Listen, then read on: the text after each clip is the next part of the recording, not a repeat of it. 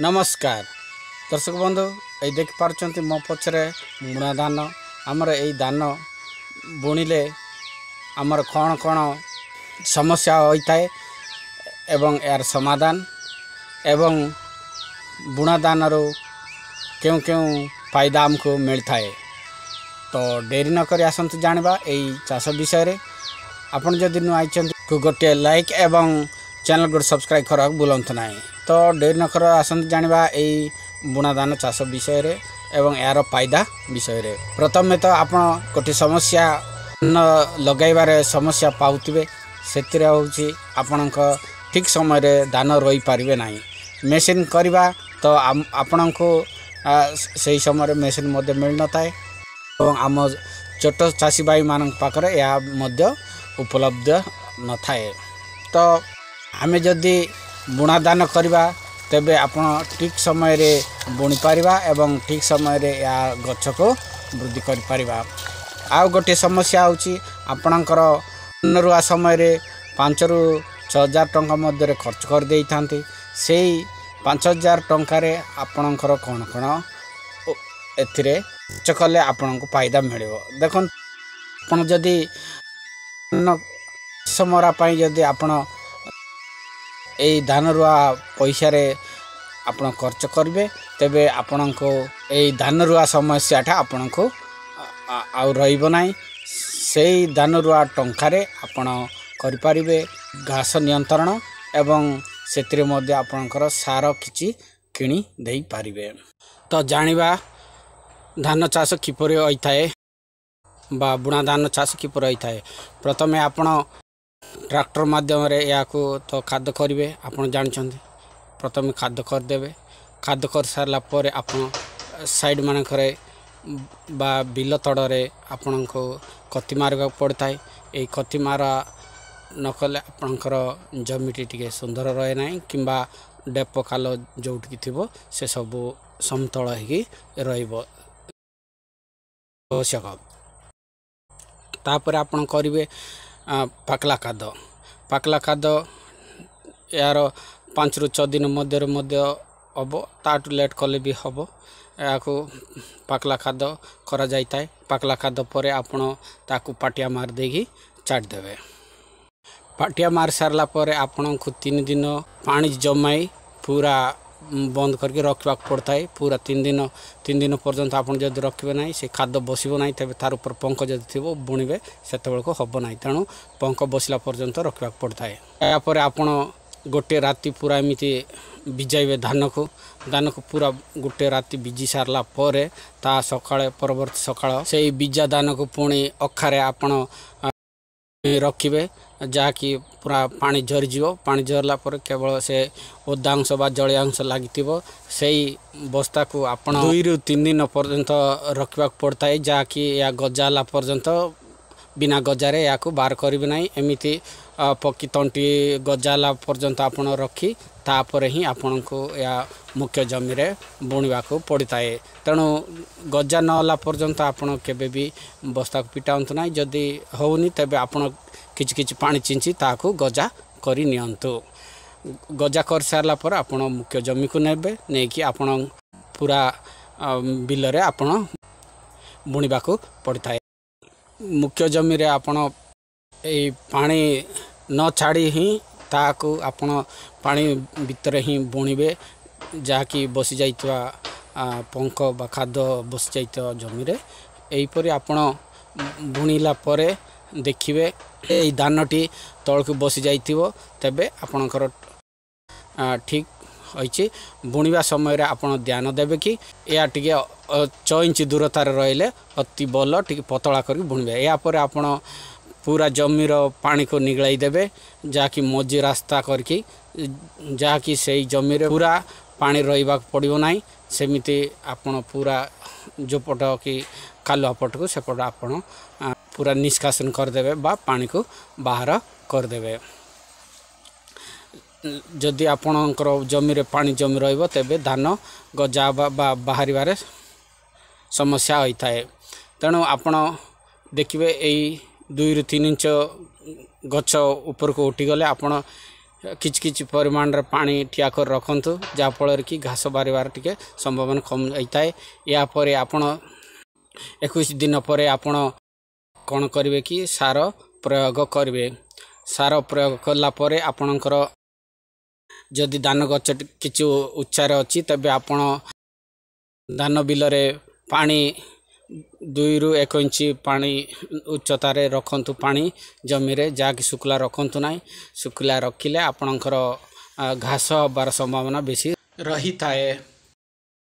मन रखंतु आपणकर जेतेबेले कि 21 दिन होइजिवो तापर ही आपण घास नियंत्रण प्रयोग करंतु औषध बा कीटनाशक ता पूर्वर प्रयोग करंतु नाही केते बेला को आपणकर धान भी नष्ट हो जाई पारे तेणु 21 दिन पर पर आपण 30 दिन पर्यंत मध्य याकू स्प्रे करि पारिबे आपण एकातर के नमी गोल्ड 7 एवं ऑल मिक्स को मिसाई आपण स्प्रे कर पारिबे द्वितीयतः घास मरा सरला पर आपण देखिबे जो जो जगार पानी रही जाइतो सही जगार धान मर जाइथिबो तेणु आपण को गैप फिलिंग बा ताको जोटी जो जगार पानी रही जाइतो सही जगार पुणी आपण मझे मझे बेसी बेसी जो पाकर थिबो धान गछ सेठु उपड़े आनी आपण एमिति खुंचा देबे बा बेतरा देबा पड़ताए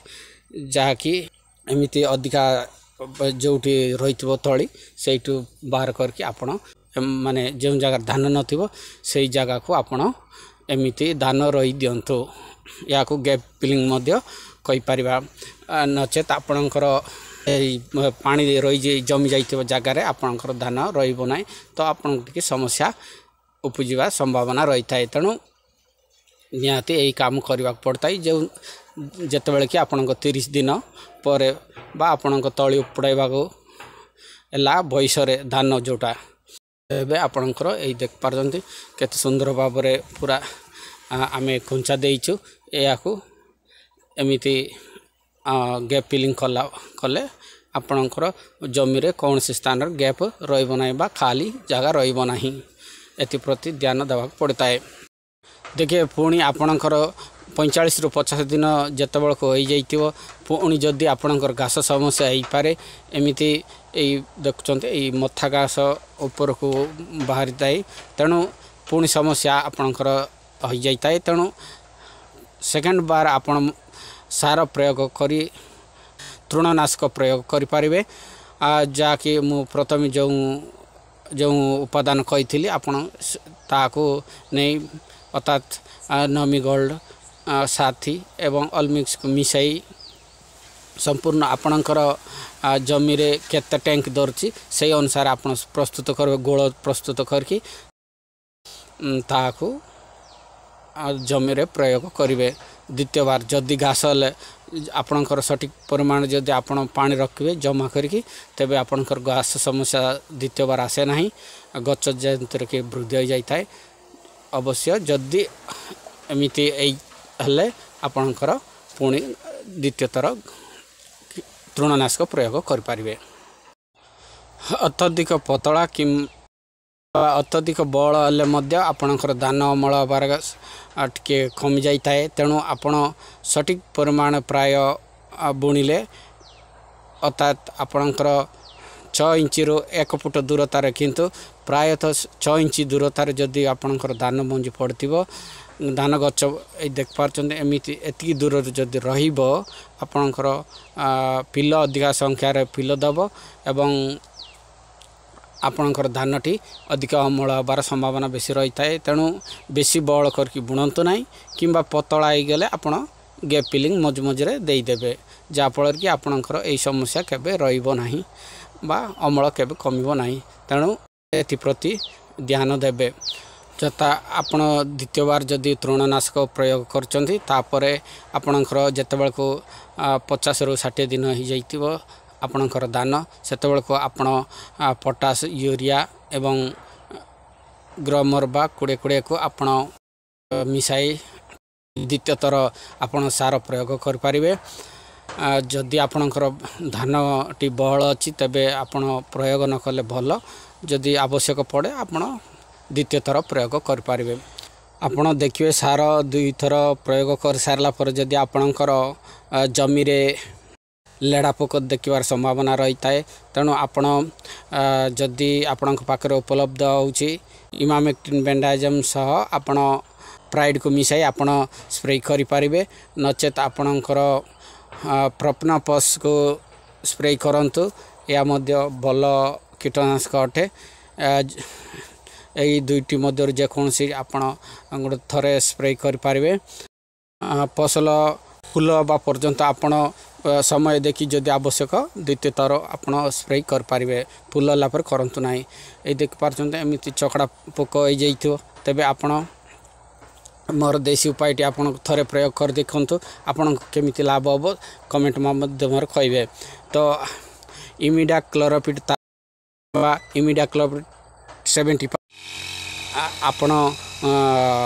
ଆର୍ଥିନ୍ ସାଇଜରେ ବା ଆର୍ଥିନ୍କୁ ମିଶାଇ ଯଦି ଆପଣ ଥରେ ପ୍ରୟୋଗ କରିବେ ଆପଣଙ୍କର ଯେଉଁ ଚକଡ଼ା ପୋକ ପ୍ରାୟ ସମ୍ପୂର୍ଣ୍ଣ ନଷ୍ଟ ହୋଇଯିବ ତେଣୁ ଏହାକୁ ଆପଣ ଯଦି ଆପଣଙ୍କର ସେଇ ମହୁମାଛି ସେଇ ମାଛି ଦେଖାଯିବେ ଧାନରେ ତେବେ ଆପଣ ଏହି ଔଷଧକୁ ବା କୀଟନାଶକ ଥରେ ପ୍ରୟୋଗ କରନ୍ତୁ ଦେଖିବେ ଭଲ ରେଜଲ୍ଟ ହେଉଛି ମୁଁ ବି ଏହା ପ୍ରୟୋଗ କରିଥିଲି ଯେତେବେଳେ ଆପଣଙ୍କ ଚକଡ଼ା ପୋକ ହେଇଥିବ ତେବେ ଆପଣଙ୍କର ଜମିର ପାଣି ସମ୍ପୂର୍ଣ୍ଣ ନିଷ୍କାସନ କରିଦିଅନ୍ତୁ ସମ୍ପୂର୍ଣ୍ଣ ଭାବରେ ପାଣି ନିଗଲା ପରେ ହିଁ ଆପଣ ପ୍ରୟୋଗ କରିବେ ତେବେ ଆପଣଙ୍କର ସଫଳ ଭାବରେ ଆପଣଙ୍କର କୀଟନାଶକଟି କାମ ବା କାର୍ଯ୍ୟରେ ଲାଗିବ ସେଥିମଧ୍ୟରେ ଆପଣ ତ ଜାଣିଛନ୍ତି ଏହାକୁ ଧାନ ପାଚିଗଲା ପରେ ଆପଣ ବା ଝୁରିଗଲା ପରେ ଗଛ ଆପଣ କାଟିବାକୁ ପଡ଼ିଥାଏ ତାକୁ ଆପଣ ଯେକୌଣସି ମାଧ୍ୟମରେ ଆପଣ କାଟି ଦେଇପାରିବେ ଅର୍ଥାତ୍ ଦାଆ ସାଇଜର ଲୋକ କୁଲିଆର ଲଗାଇକି ଆପଣ ଧାନ କାଟିବେ ନଚେତ ଆପଣଙ୍କୁ ମେସିନ୍ ତ ମେସିନ୍ ମିଳୁଛି ଆଉ ମେସିନ୍ ମାଧ୍ୟମରେ ମଧ୍ୟ ଆପଣ ଧାନକୁ ଅମଳ କରିପାରିବେ ଆପଣଙ୍କ କୁଲିଆର ସାଇଜରେ ଯଦି ଆପଣ ଧାନକୁ କାଟୁଛନ୍ତି ତେବେ ଆପଣ ତାହାକୁ କାଟି ସାରିଲା ପରେ ଗୋଟେଟି ଜମା କରିବେ ତାପରେ ଆପଣ ଏମିତି ମେସିନ୍ ସାଇଜରେ ଅମଳ କରିପାରିବେ ଆଉ ତ ଆଗ ଭଳିଆ ହଳ ନାହିଁ ବର୍ତ୍ତମାନ ଏଇ ମେସିନ୍ରେ ହିଁ ଆମ ସାହା ଭରସା ଏହିପରି ଆପଣ ଧାନକୁ ପେଡ଼ିକି ଆପଣ ନିଜ ଘରକୁ ନେଇପାରିବେ ଅର୍ଥାତ୍ ସେଇଠୁ ଆପଣ ବିକି ଦେଇପାରିବେ ତ ଆପଣଙ୍କ ଚଏସ୍ ସେଇଟା ଯଦି ଏଇ ଭିଡ଼ିଓଟି ଭଲ ଲାଗୁଛି ଭିଡ଼ିଓକୁ ଗୋଟେ ଲାଇକ୍ କରିଦିଅନ୍ତୁ ଚ୍ୟାନେଲ୍ ଗୋଟେ ସବସ୍କ୍ରାଇବ୍ କରିଦିଅନ୍ତୁ ଏବଂ ଆପଣଙ୍କ ସାଙ୍ଗସାଥିମାନଙ୍କ ପାଖକୁ ଏହାକୁ ସେୟାର କରନ୍ତୁ ଅଧିକରୁ ଅଧିକ ଏମିତି କମ୍ ଖର୍ଚ୍ଚରେ ଅଧିକା ଅମଳ ମିଳୁଥିବା ଚାଷ ବିଷୟରେ ସେମାନେ ବି ଜାଣନ୍ତୁ ଜାଣିଲେ ସେମାନେ ମଧ୍ୟ ଧାନ ଚାଷ ପ୍ରତି ଆଗ୍ରହ ନେବେ ଏବଂ ଆମର ଚାଷୀ ଭାଇମାନେ ଉପକୃତ ହେବେ ପ୍ରାୟତଃ ଆମ ଓଡ଼ିଶାରେ ଧାନ ଚାଷ ବେଶୀ ହୋଇଥାଏ ତେଣୁ ଏହି ଉପାୟଟି କଲେ କମ୍ ଖର୍ଚ୍ଚରେ କମ୍ ଇଏରେ ସଠିକ୍ ସମୟରେ ଚାଷ